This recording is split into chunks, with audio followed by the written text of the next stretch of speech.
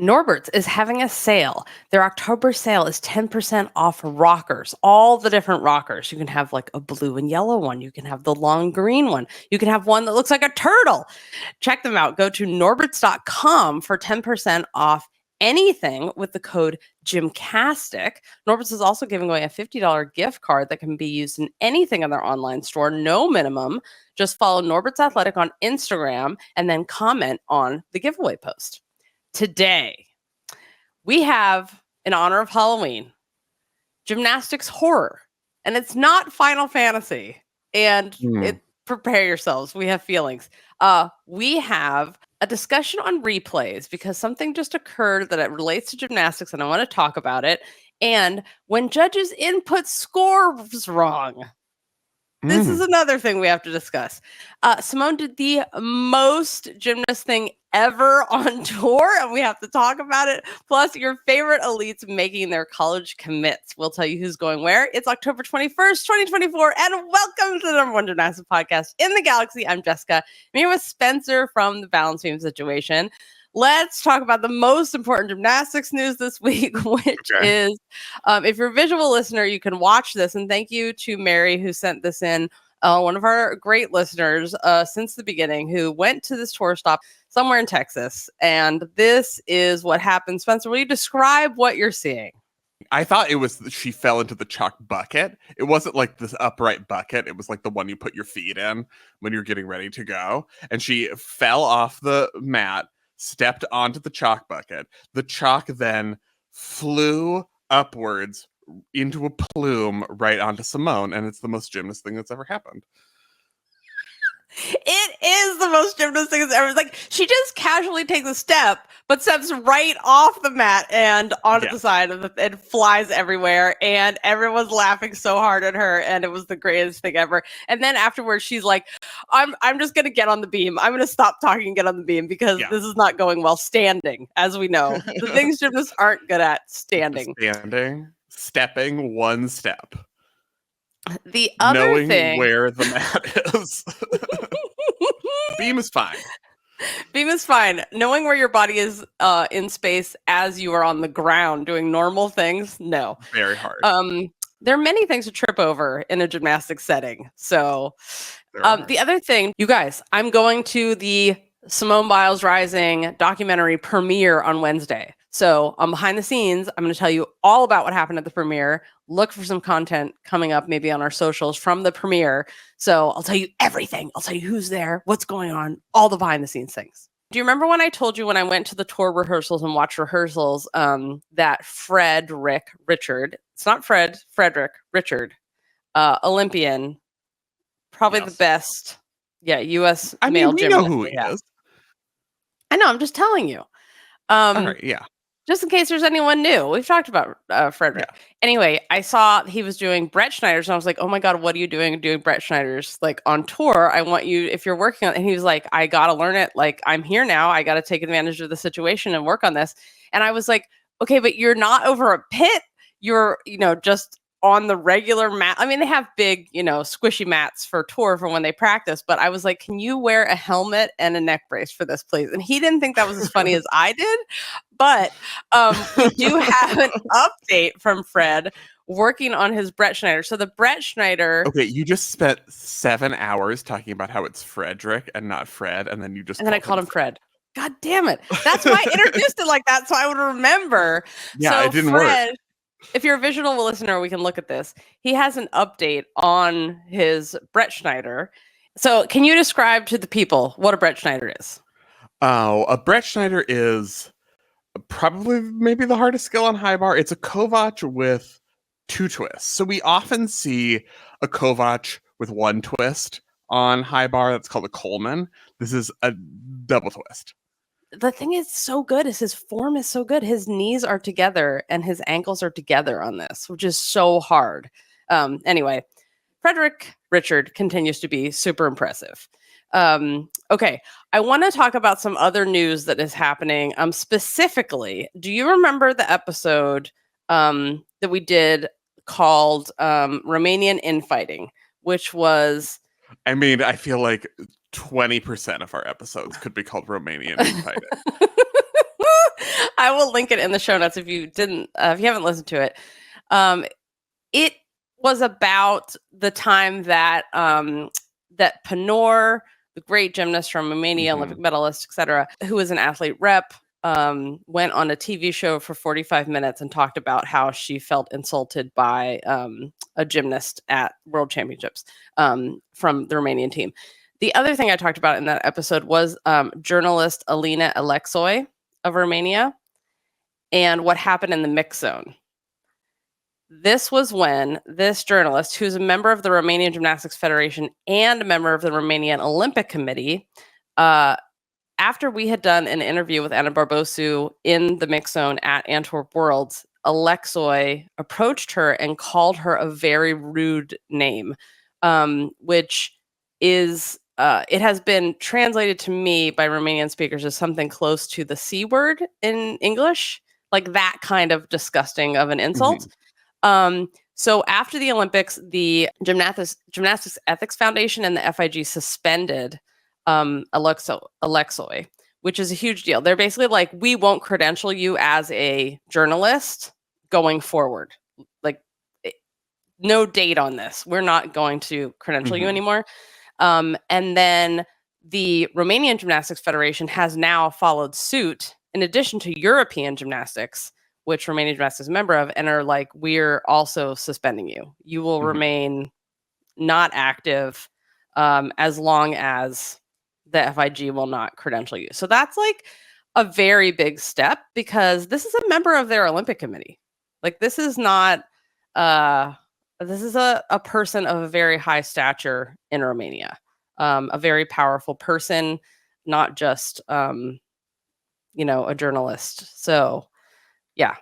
Not just a loser like us. Not like just someone that we're just like, thank you for giving us a credential, but someone that's in all the organization and knows all the stuff that's going on. So, I mean, it's kind of a big deal that they've done this. Yeah. So this is progress for Romania. We're happy to see that they are like taking this seriously and actually doing something about it, because athletes should be free from abuse. It's bad enough what they get online. They shouldn't expect to hear this kind of stuff in the mix zone. So the other thing that happened is that, you know how the FIG brought parkour under its umbrella and it's having World Cups and all this. And parkour is a street sport, so it is not used to being governed and having, it's just not that kind of sport. But they've made progress. They seem to be doing okay. But the FIG then created a parkour commission of 4 people, 2 athletes, 2 normals, to kind of oversee what was going on. And the entire parkour commission quit in protest. They all resigned, which is the most parkour thing ever to happen. Yeah. I love this. And in their letter, they said, the quote from their letter, the implementation is trying to go too fast with very little or no transparency, no involvement from the international parkour community or national communities. This is a ongoing problem, I would say, of a lack of transparency we see everywhere. So this is, I'm like, good for them. Because parkour is like, we don't need you. So yeah, we don't have to put up with things that we don't like, where gymnastics would be nowhere without the FIG. Basically, they're the ticket to the Olympics. So the FIG is considering para-gymnastics at their Congress. It's the end of the year thing. And I'm so excited about this. It's still considering. Like, you're so far behind. Stop considering and just do it. Right. The Paralympics have been around for, 50, 60 years or something. They're very, very old, the Paralympics. They're not a new thing. They've just become popular more recently. But para-gymnastics is a regular sport in other countries. Like British gymnastics, they have their big finals. It incorporates like adult gymnastics and para-gymnastics in it. And it's very popular. People love it.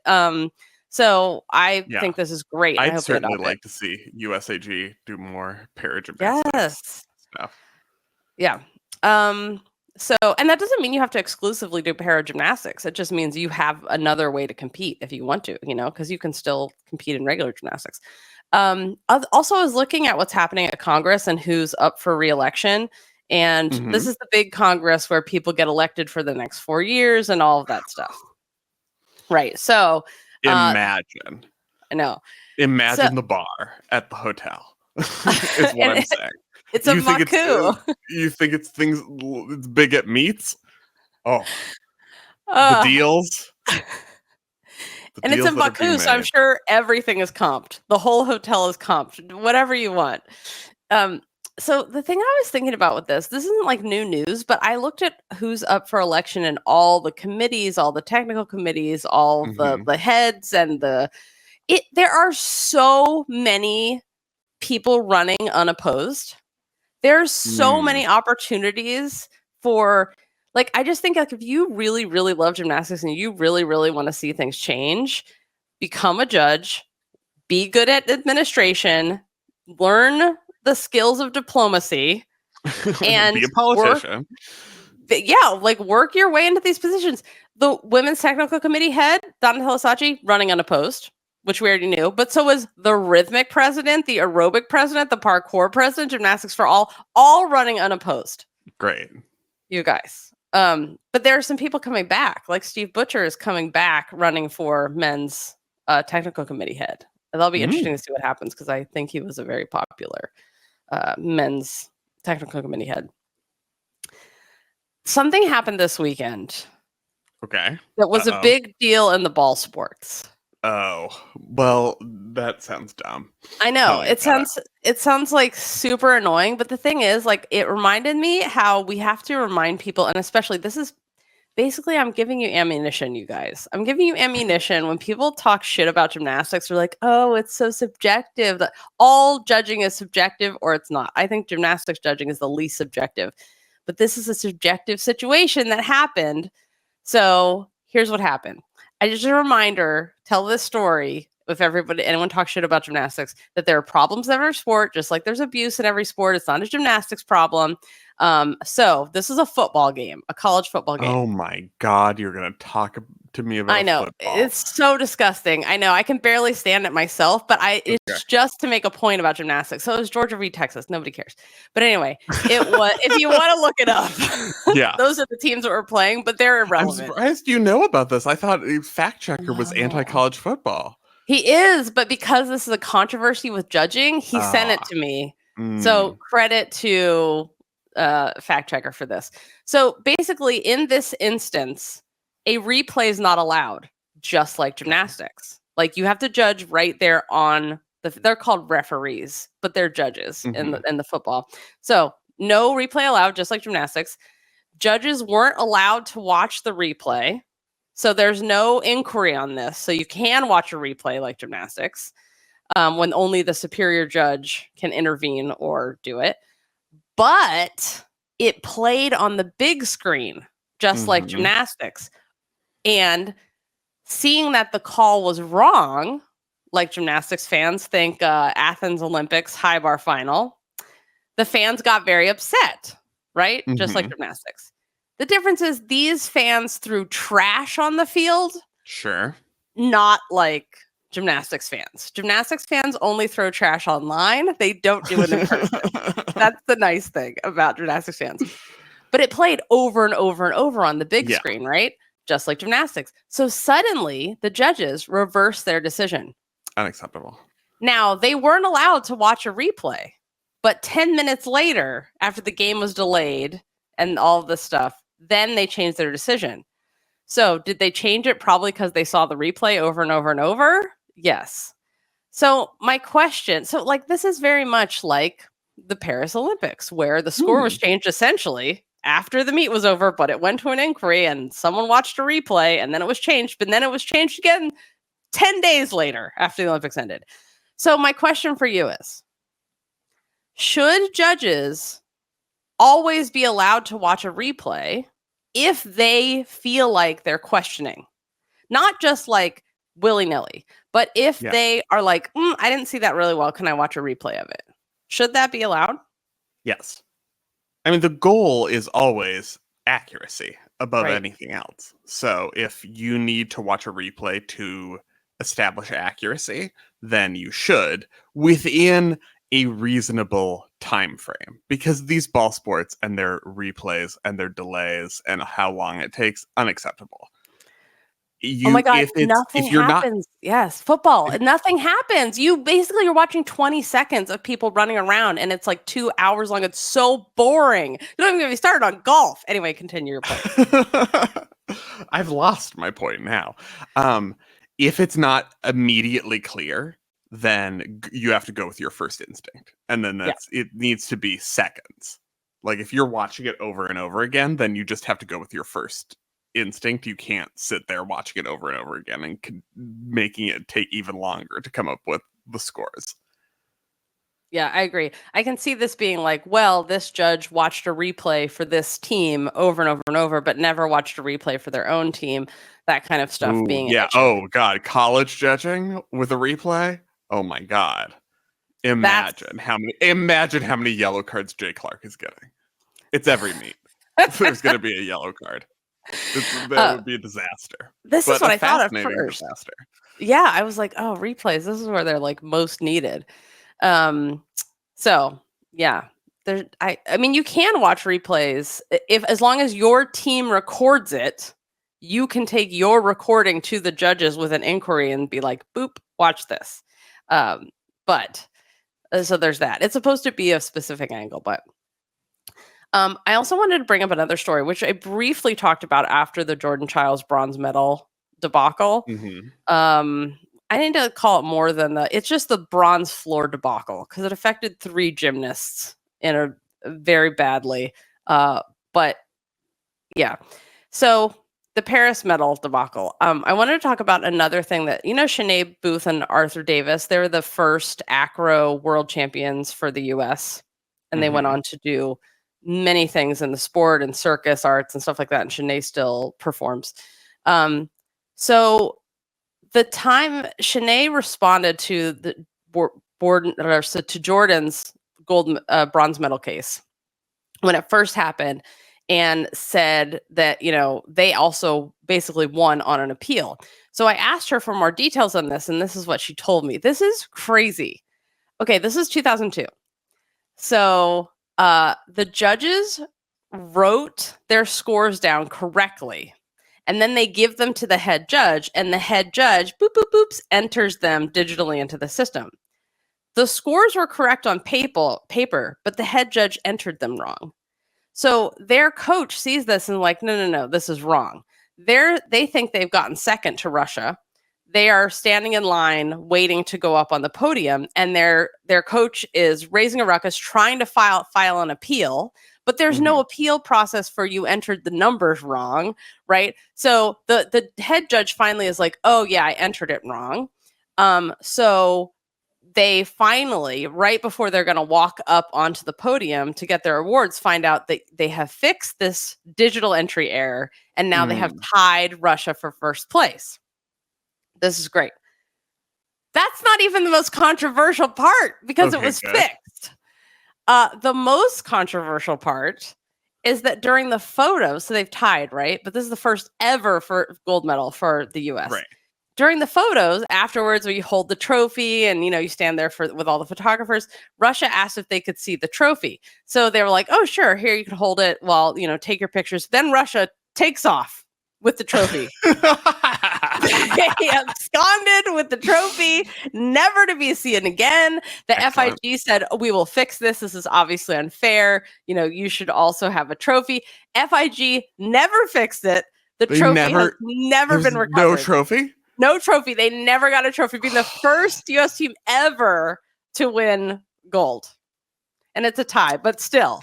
You should cut it in half right there but they knew they should have brought another one out. You should always be ready for ties, but always they didn't have it. Trophies. Right. Oh, so unacceptable. I love this Still story. Not too late to fix that, FIG. Right. FIG, it's never too late. I know there's FIG people that listen to this. Let's right the wrongs. I mean, it's election time. Who's running for Acro president? Fix this. You can do it. I have some dumpster fire news to get to. So trigger warning if you don't want to hear about the dumpster fire news, which has to do with CSAM, then now fast forward.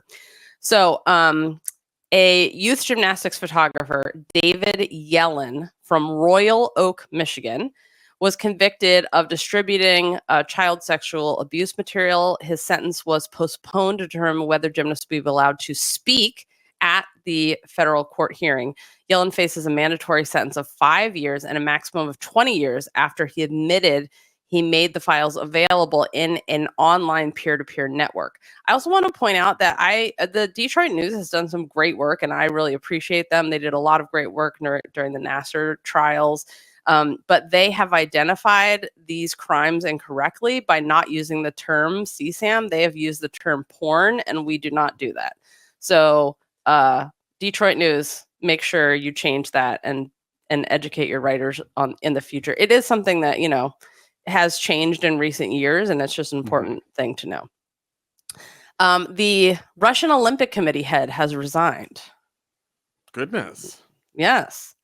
So he's led the Russian Olympic Committee since 2018. Now he's out.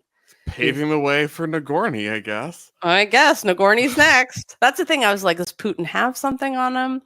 They have what did they call it? The there's a word for it. It's like basically having the blackmail material. The compromat. The compromat. Yes. Okay. NCAA commits. I am very excited. Basically, for the Florida marriage of choreography and dancer for this, Jayla Hang has committed to Florida, as has Simone Rose, we talked about before. So I'm like, yes. Their the choreographer Pacific Rain to Florida pipeline is alive and well. Is alive and well. And Florida has a great choreographer, but he doesn't always have they don't recruit for the dance ability necessarily. So I am excited. Sometimes we've had of Sydney Johnson Sharp. And Victoria Wynn does an amazing job. And when Morgan Hurt is healthy, she's bringing it. But so I'm very excited that he now has more molded clay to create from. Kennedy Cochran is going to Alabama. Do you know who Kennedy Cochran is? No, the name does not ring a bell. She has the wrong last name. Obviously, her last name should be Borden, as she was birthed by the great Olympic champion and most positive person on earth, Amanda Borden, also excellent commentator. But unfortunately, she chose, or her parents did, give her father's name. I would like to protest that personally. Yeah. We need like an asterisk Borden, so Borden. Right, exactly. So Kennedy Cochran, congratulations, going to Alabama. USAG had a national team training camp. They are holding them at Flip Fest in Tennessee, I'm pretty sure, is where they ended up having them finally. Because remember, they lost their national team training center. They were having it for juniors still in Texas, but now they're back at Flip Fest. And the roster is out. No surprises, basically. No Olympians there. Everyone's on tour or taking a break. They don't have to go. Goodbye forever. Yes. Suni's like, I'm going to go to a camp. Can you imagine? Yeah, Suni is busy letting Beyonce meet her. She doesn't have time for camp. Going to camp. Simone Biles Rising documentary is coming out this week. It is coming out on the 25th. That's Friday, part 2. So it is also nominated for a Critics' Choice Award. So here's your assignment. If you haven't already watched Simone versus Herself, which is on Facebook, that was the Tokyo documentary, watch that because it's very important for understanding all the context for this documentary, Simone Biles Rising on Netflix. And then watch the first part and then watch part 2. And then we will have a behind the scenes on Friday where we'll discuss Friday noon Pacific. We're going to discuss all the things about the Simone documentary, answer all of your questions. We meet as a group. We can talk about it. So the minute when it's 12:01, wherever you live, make sure to watch the whole thing so we can discuss it on Friday immediately. Speaking of behind the scenes, if you're not aware of this is something we do for our Club Gym Nerd members, and we give them something extra every week to thank them for supporting us all year long. And they can join us live and ask questions Friday at noon Pacific, or they can put questions in the forum or send them in at gymcastic@gmail.com. It's basically like a bonus every single week where we talk about life. Like we talked about getting left behind or advanced in school because I have a missing bigly popular topic. super popular things. I discovered I have a missing year of school where I can't remember anything. I don't remember it happening. So many other people had stories like this. We talked about that. And yeah, it's really fun. We hang out, we talk about the latest news, whatever news is broken in the time since Monday when we recorded, we discuss immediately. It's very fun. You also get discounts, live show tickets, merch, and Club Gymnast members can create their own mini segment, Rage Meter or Enthusiasm Meter, where you can just make Spencer shout about something you love. But is that gonna happen? Probably not. Check out Club Gym Nerd at gymcastic.com. And if you need any help with your Club Gym Nerd membership, you can email customer service at gymcastic.com. So, I think we should start with a heart-to-heart episode and then go to the Gymnastics Horror. Okay. Okay. Just clarify for our listeners. Every once in a while, people will send in and let us know there's like a gymnastics-related media thing, like an old television episode or like a terrifying movie that gives Spencer nightmares that you can watch. So we have some of those. We were told about an episode of the show Heart to Heart from late 70s, early 80s. Yes. Is that where we are? Yes. And it's called Heart to Heart because they're a married couple and their last name is Hart, but also they're married. So it's like a heart to heart. Do you get it? Wouldn't it have been so nice to like create content before anyone had any ideas? And you could just be like, here's a dumb thing. That's the title of the show. And now we're going to do a show and it's going to run for like 5 years. So they're like, I don't know. They do solve crimes. Yeah. Like you do. They're kind of gross. They're not great to watch, but that happens. This episode is called Cruise at Your Own Risk. It's about a jewel theft of $600,000, Jessica. A whole $600,000 of jewels. $600,000. Jewels. Not a million. No. Not a $600,000 of diamonds. They keep getting stolen from these cruise ships that Hart owns, I guess. I don't know. I can't keep up with what those two do. It's really boring. It's just a terrible episode of television. But there is a moment where we have uneven bars happening on the cruise ship, which is the horror show portion of the show. Yeah. This is where Halloween comes in. Yeah. Bars on a ship. Bars on a ship. But we were also inside. So I thought we were by the pool. There was some sort of overhang. I don't know. Yeah. It's almost like this wasn't actually shot on a cruise ship. It's almost like it was a set. Ships move. And this was the 70s, 80s. So 80s probably. And ships, they have stabilizers, but were they as stably as they are now? That's the thing. No. About cruise ships. They can still, move around a lot, is what I'm saying. Yeah. About bars on ships. So, of course, Mr. Hart gets invited to do skeet shooting on the cruise ship. Mrs. Hart goes to a fitness class because that's what ladies do. Yeah. But the fitness class is just Pamela, the fitness instructor, doing uneven bars. And that's the class. And she got her own set of uneven bars to have on the ship. Like you do. I guess. And it's the old-timey bars where you wrap the bar with your hips. Yes. Because it was 1979. Yeah. So, she does like a clear... I do enjoy that we saw... I don't know who does the stunts in this, by the way. Yeah, I couldn't tell either. There was no credit for who did the stunts, but we see... What I do enjoy is that we got a clear hip half to grab the high bar. Mm-hmm. One skill I would like to see return. That is mm-hmm. not. And then just like a hip circles to the end of time. And she was like, I was a world-class gymnast in my younger days, and now cruise ship, where I do hip circles. And then everyone claps, and that's the fitness class. Why is her coach / Mrs. Hart wearing a leotard with tights under? It's the late 70s, it's the early 80s. You just wore a leotard with tights under it, because at any moment like cowboy hat aerobics might erupt, which is what we got right after this uneven bars routine. We got some just put on a cowboy hat and do some aerobics, and that's what we do now. Aerobics, very popular in Very this popular. period of time. Yeah. I was very confused by the outfits. I know that dancers do this, but it just seems so gross to wear tights, like the actual tights, like dancers wear, and not, like workout tights, like bike shorts, as we called them back in the day. It just seems like so sweaty and gross and unfavorable to the skin. Yeah. Well, I think you've described the 80s. Itchy. Sweaty and gross, unfavorable to the skin. I think as a decade, it's like, yeah, that was the 80s. Yeah. Yeah. So it's significant to the plot that Pamela, accessory to the crime, which we know from the beginning. It's not like a mystery because they show you who the bad guys are at the very beginning.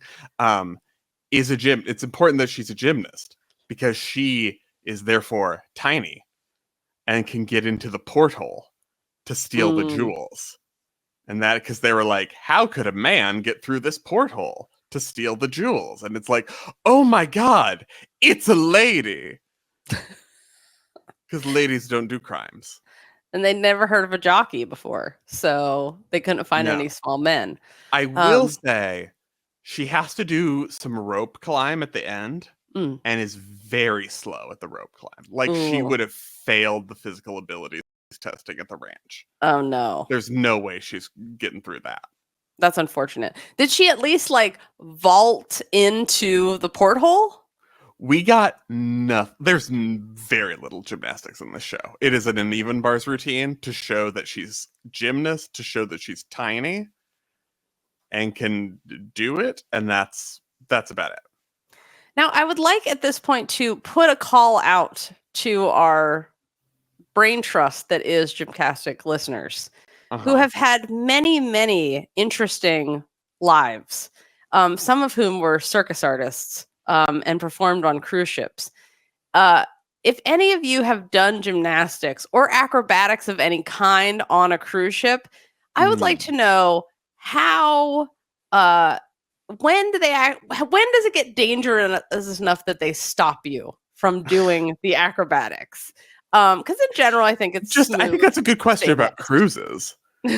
When do they stop you? Because my God. Yeah, there is like Sydney Brown, I was thinking about, who's a Canadian gymnast and then went on to like cruise ship stuff, and now she's a cirque artist and does tumbling and all these different acts. But she did the high dive it's like one of those things you see in old-timey movies where there's like a tiny pool, and then she was going over Niagara Falls in a barrel or whatever. Yes. But she would stand really high and jump off, and I was like, this seems ill-advised for a ship, a thing that moves when you jump in the air and then land in a small pool. Now, it might be a very big pool for international waters. No rules. Yeah, it was always shocking to me, and I was like, what if it's windy and you jump and then you blow into the wall? Like, it just is so terrifying to me. So I have imagined all the things that can go wrong. So please reach out to gymcastic@gmail.com, or you can start a thread. If you have other episodes of television shows from 1979 that involve gymnastics, we would like to watch them. Yes, we would. And tell you about them. And we like to make fun of them a lot. And we have covered several, like not Quincy Jones, medical examiner. What's his name? Yeah, Quincy. Quincy. Oh, there's a great whole gymnastics episode. Some really great, you took the mystery pills and then you do a beam routine acting. Yes. It's worthwhile. I highly recommend it. Acting not at all like they took drugs, episodes of gymnastics TV mysteries. But is it drugs? Or is it just pills? Is it just orange juice? Is it just orange juice? Okay, we want to talk about this gymnastics horror short called Stuck, which a listener sent in. Do we want to, or are we going to? We're going to. I don't want to. It's so horrible. So you guys, just trigger warning. You might not want to listen to this. I had to turn the sound off. Trigger warning, don't watch this movie. Don't watch this short. It is a very gory. A synopsis I'm just going to go through very quickly because it's too disgusting. A creeper hiding in a mat gets what he deserves through a gory death by vault landings. Literally, vaulted on to death. It's if you love gore, this might be the movie for you. You're into Saw, this is a gymnastics revenge short that you will love.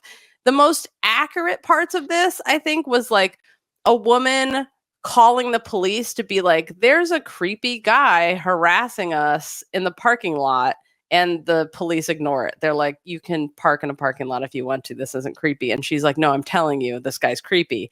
And the police don't do anything. Almost like that's a lesson from real life. And then also an Olympic gymnast who becomes a coach needs a prosthetic now because of a vault accident. I mean, is that who has that? Okay, not a prosthetic, not an amputation. Have we had an amputation?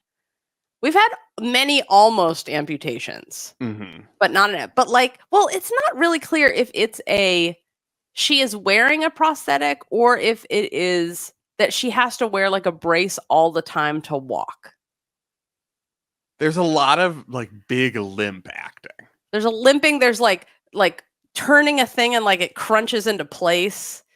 I assumed prosthetic. I assume too, but I assume someone will need a prosthetic eventually. Well, maybe not now, because now they're so good at fixing the limbs and they'll just stem cell you up and grow you a new one. But I'm sure this had happened, that someone has eventually needed an amputation, especially if they competed in the pre-90s.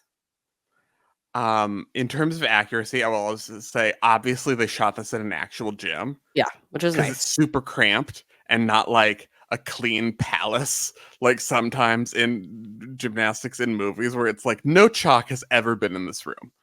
So I don't know what's happening here. Like that was obviously like they shot it in an actual gym. And obviously that's coach is getting safe sported immediately, even before the murder. Because what are you saying to these gymnasts? So rude. So mean. So mean. So mean. She's awful. Awful, awful, awful. Also, inaccurate. None of the gymnasts are wearing shorts. Everybody wears shorts or tights to practice. No one's just like, I'm just. And everyone does handspring vaults. Yeah. Also, the entire team just vaults handspring off, handspring on, handspring off. Yeah. Inaccurate. Other inaccuracies in this, I feel like everybody got a weird candy at the end of the practice, which I feel like was supposed to be frozen. Otherwise, I don't understand what this candy. It's like a liquid in wax. I thought it was like one of those like protein goops. Oh, is that what it was supposed to be? I thought that's what I interpreted. You know, those like packets of goop that athletes are always eating that I'm like, that looks gross. I don't know what's in it. Oh, to me, it looked like a reward of an ice cream, which is a thing after practice. But I did not understand why it was so small and waxy. And I thought it was supposed to be Halloween candy. It was weird looking. Yeah, it was very odd looking. That was also the most important part of the movie. Yes, these are the details. The other inaccurate part, well, it depends. I've had coaches do this where coaches are they're just like, you guys, you have to demonstrate. But normally this is not what you demonstrate. The coach is just like, let me show you how it's done. I'm going to vault now. She's like, step aside, you losers. I'm so much better than you. It's time for me to vault. This does happen. I'm the one who wants to kill this guy who's in the mat. Right. And the other thing, is that possible? Okay, here's the most inaccurate part, which I find this very satisfying, like revenge movie, like in terms of like someone committing these kinds of crimes, dying a horrific, painful death. I find that part very, very nice. But you could not vault onto a person because you would, even though he has mats over him, you would totally break your ankles right and left. And I thought some of the ways they have them land, I was like, surely this stunt gymnast was injured doing this. Definitely someone who just like has a leg fully fly off while they're doing these vaults. Yeah, you can't land on people. People are squishy. And they are not easy to stand on. That's why acro is such a difficult sport. And especially if people aren't like tense, they're just like all loose, and you will sprain yourself landing on a person. They're not good for landing on. So that part, I mean, every single gymnast that vaulted would have broken an ankle or sprained an there ankle. were too many there was an inaccurate number of sticks. Yes, that is true. Yeah, but I would not recommend watching this unless I found it deeply unpleasant. But I also don't like this kind of thing. I don't like this kind of thing either. I don't like horror movies. It is extremely gory, and I did have to turn the sound off. They did not have to show the things that they did show to get the point across. But it was, if you love a kind of revenge gore, then you will enjoy this movie. So, yeah. So that was that. This is what the kids are making these days. Yeah. Let's discuss who is going to the NCAA schedules, because they have come out. We have things happening. Did you fall over? What happened? Spencer's headphone fell out. His AirPod fell out. Okay, NCAA and apparently schedule. Only one of them is working, which I just learned now, because I could not hear you out of the other one. So that's also great. Awesome. Okay. Everything's going fine. NCAA schedules. Yes, they're coming out. We're starting to see them. Yes. So just rounding up the big changes before we start to talk about the schedules. Okay, so Oklahoma is in the SEC now. So that means SEC network coverage. Like, we get to watch their meets, which is pretty good. That means regular annual dual meets against LSU, Florida, etc. It's very exciting from a competitive perspective. We're still waiting on the conference championship schedule to see how they're dealing with 9 teams now and everything that's going to happen in the multiple rounds. But that's a thing now. Conference championships over multiple days because everything is realigned. UCLA is in the Big Ten now. The Big Ten has 12 gymnastics teams now, so they're splitting their big meets into new formats. Like, they're good. They used to have 2 Big 5 meets in the middle of the season. Now there are 3 Big 4 meets, which is better because there's no buys, but it's a lot of meets. Conference championships is like a whole weekend now. But cool to see UCLA having meets against all of the Big Ten teams, which we don't always see. So that's the kind of the exciting thing about all of this, is that if you've watched college gymnastics for a long time, you see the same meets every year because you have your conference schedule. So it's like, okay, yeah, we get UCLA against Arizona State every year. You get, Oklahoma against whoever ends up being in the Big 12, Iowa State, etc. So we get different matchups, which I think is fun during the regular season. We also have Utah in the Big 12 now with the Arizonas, now that Oklahoma left, so they're with Denver. So that's a whole new dynamic as well. So yeah, it's different. It's good. The schedules are starting to come out.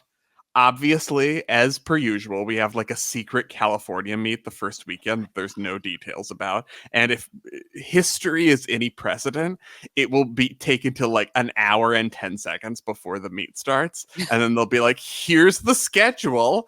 Here's the meet. It's just going to be a TBA on a bunch of team schedules for months and months. This drives me nuts. This nonsense. But apparently, Rutgers did say they're going to like the California Invitational. So we know that from Rutgers. The Sprouts Quad, which has been a meet for a while now in Utah, it's now in Oklahoma. That's in week 2.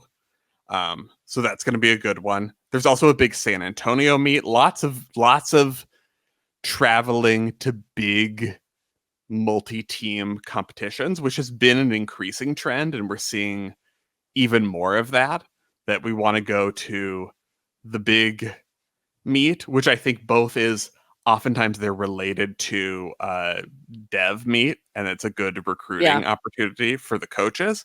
And it's also good preparation for postseason, because postseason has multi-team meets and not dual meets. So it's also so fun to be able to compete at a meet like that where you get to watch the college teams. Like, I think that's so cool as when you're in the levels to be able to do that. Yeah. Which is called dev now, but yes. But we're going to say JO. Like, if you say JO, I'm We're going to gonna do say that for Dev. the rest of time. Yeah, I don't like Dev I because can't you're not. why it sounds like you're Well, not where you're supposed to be. What did You're they in want to development. call it? They wanted to call Ace. it and then that was adverse childhood experiences. Yes. And they Which were is like, so "Oh, accurate. yeah, you should have All kept it." childhood elite sports should be called ACE. Yeah. Yeah. Week 3, we're going back to Tennessee for a big Tennessee meet. Jessica's Tennessee tipping point from last season, your favorite thing that happened last season. So we'll see what happens this time. But it's a Martin Luther King meet this time. So out of respect, I think the scores should be reasonable. Should be, yes. You can't just be throwing out some these respect. tens. Have some respect. Other big things that we've learned so far about the schedule: the O'Byrne Classic is February 1st. That's Oh my God, I'm Michigan so State at UCLA. I love Michigan State so Which much. also, they This say is a it's going to be on dance-off. Fox, like, and I'm like, big Fox, like Real Netflix? Fox. Or just like FS1 or something. I don't know, but it says Fox on the schedule, so very important. This is basically Michigan State get national television network exposure. If that's happening, that's very important to me. the most important things happening are Oklahoma being on TV every week, and Michigan State being on TV whenever, like, that you can access easily and watch. Because these, as far as I'm concerned, I mean, Oklahoma proven themselves many times. Michigan State, they're on the rise. They're going to be the next ones. It's coming. Prepare yourselves. I have predicted correctly in the past. I said Oklahoma was going to win. Michigan State. It's going to happen. And this is so exciting because this is a dance-off. This is whatever they're doing other apparatus. So basically, this is a dance-off. Jessica's going to be watching floor only. We'll be having conversations with people, and then when floor starts, she'll be like, Don't talk to me. Don't talk to me. That's the most beautiful thing I've ever seen. Do you see this? This is performance, not marking it. Speaking of which, have you watched the episode of The English Teacher, which is the best show on TV right now? Watched. It's on Hulu and Fox, I think. You have to watch The English Teacher. It's so good. And there's an episode with Trixie Mattel, I think, and she talks about marking it and explains to the football players who are learning drag what marking it is. And it's so important because if you don't know what marking it is, let me explain. Let me have this conversation. Yeah, marking it is when you're doing choreography. So let's say you're learning choreography and you're learning it. So you're just like kind of halfway, you're going a quarter, just like, oh, my arm goes up, my arm goes down. You're thinking to yourself, I'm going to just halfway do my choreography because I'm just trying to memorize it. You're going it over with. You're not going full out, full dance. Right. That's marking it.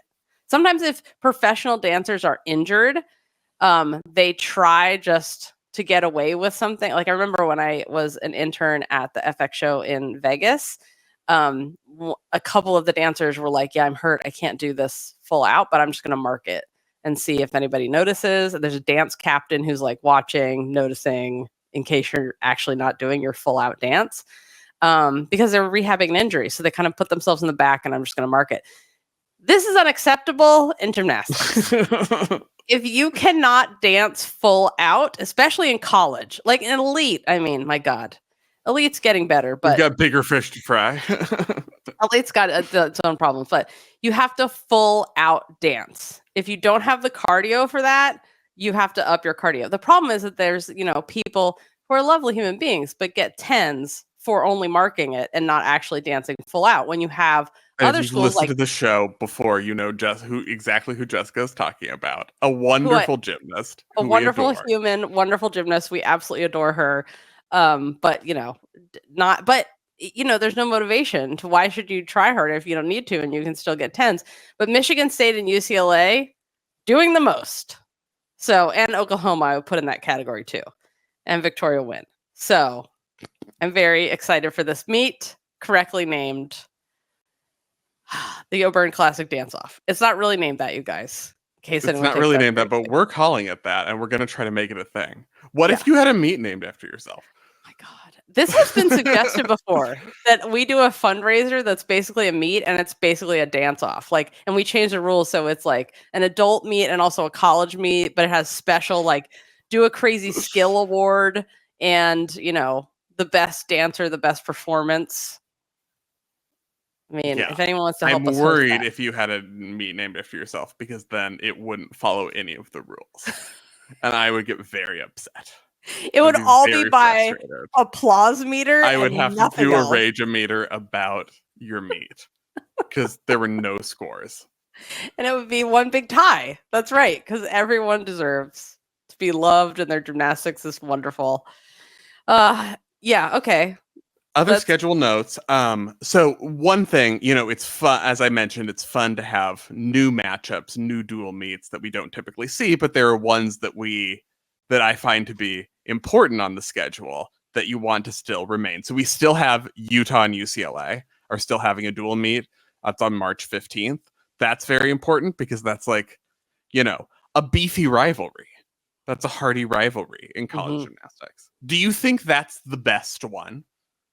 Like a dual meet rivalry in college gymnastics? I feel like UCLA Utah has like the most bite to it in terms of like Utah and UCLA fans don't really like each other. But I feel like, is it going to change now that like Skinner's gone and now that they're totally new coaches? I feel like when it was Chris Waller and Tom Farden, that was like you've never seen two coaches check the equipment more for sabotage. I feel When like those when two it were was coaching. Val and Greg Marsden, that was when it was the best. But they were like frenemies. Yeah, but like remember when like Oh, the guns. giving the finger, the fans giving the finger? Oh yeah, but that was bad. But that's never happened since. That was like a really bad. Like But they that's actually like cussed at the gymnast, which is not a thing that happens. That was that's the what I'm allegation. talking about. There's some meat in this rivalry, which has But kind of replaced the Alabama Georgia, which was the yeah, classic Sarah and Suzanne I know the good old rivalry, days. which has lost a lot of its oomph Yeah, from the days when, if you haven't watched Sarah and Suzanne, the SEC or ESPN documentary, even though it leaves some stuff out, it's really worth it. it leaves a lot out, but should. It leaves some information by the wayside, but it's still very worthwhile for the fashions, for the history of the rivalry, for some of the drama, some of the public angst. I will link to our episode about it in addition to the Romanian infighting episode, so you can check the show notes for that. But I mean, that's the thing. Like, if you also want to know like how college gymnastics was built to be what it is now, like a lesson for men's gymnastics to save your whole freaking sport, watch it. Like, I feel like this should be required. I should create a here's the programming for men's gymnastics. And get all those people together and be like, here, we're going to have to teach you a class, which is never sleep. Every day is marketing. Welcome to college coaching. Coaching is just your assistant coaches do that. And you're basically marketing full time and like HR department. And make sure there are controversies about whether you have the wrong equipment and don't have the new settings, and whether who's classy and who's classy, who's not. Newspaper articles about who's classiest is very important. Who's Southern and who's a trashy dog. That whole thing. Apparently there's like a Southern Belle thing, and there's like a the Alabama were the Southern Belles and the Georgia Southern were Belles. Right. I mean, it's crazy the things that people get into in the college sports. I mean, people threw trash onto a field. Who does that? Anywho. What do you think is the because I think LSU, now that Oklahoma's in the SEC, you have with LSU and Florida, like they need that rivalry. It's exciting to watch those dual beats because they're really good teams and they score well, score crazy, and it's really competitive and it's really good gymnastics, but it's not like we have a rivalry. Yeah. And now that Oklahoma's there with LSU, with Florida, like KJ, let's get in it. Yes. Which I don't think she would, but I'm like, no. KJ, like, tell me what you think about Jenny Rowland. She's gonna say nothing bad. She's gonna be like, we're friends. She's so nice. We enjoy each other's company and our friends. And I'm like, that's not the answer. No. We need more Jenny, of that. tell me about Jay Clark. Jenny, what do you think about Jay Clark's politics? Tell us. These are the questions that need to be answered so we can create the modern rivalries day we need. Alabama, Georgia that I'm looking for. Yes, it really is. I feel like it's just going to be LSU and Florida have just gotten every recruit we've talked about those last few weeks. It's just Yeah. like, she's going to LSU, she's going to Florida. She's going to LSU, she's going to Florida. I'm like, let's get it feisty. But also, like, Oklahoma doesn't need any elites because they create ninja level 10s and that's how they win.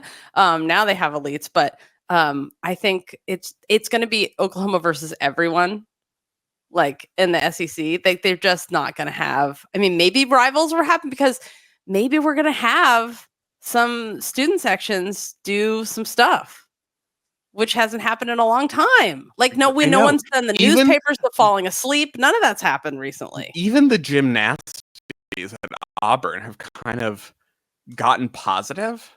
Yeah. It's really boring. Like, you're supposed to be gymnasties. And I don't think it was nasty. Not like gym supporties. Imitate the floor routines. I thought that was super cute. It wasn't like rude. The falling asleep in the newspapers, so rude. Also hilarious, but also rude. Yeah. Anyway, they need to create something. Oklahoma something LSU is February 14th on the schedule. So you have until February 14th to come up with your plans, Oklahoma and LSU. I hope it needs to get good. Is everyone at the UCLA meets, if Jordan comes back, going to be wearing bronze medals? I was going to hand them out at the beginning and hold them up like, yeah. That's what I would do if I was in charge. Who else has a... So Jordan's not on the roster. Is that just because she's like on tour and not at the school yet? I do not know. Okay. I don't know. She said she was going back, but you have to take classes and be eligible. Right. So oftentimes, like, if someone's like finishes high school early and then they join a school in January, we don't see them on the roster until January because they're not like enrolled at the school. So if Jordan's just like, I'm on tour right now, like, UCLA, cool your shit. That's fine. So, I mean, technically you have to be making your academic progress and toward graduation, and she would be a junior now, right? Senior? So No, I think junior. So yeah, maybe she took a year. She was like, I'm taking a year. I'm taking this time off for the Olympics. So yeah.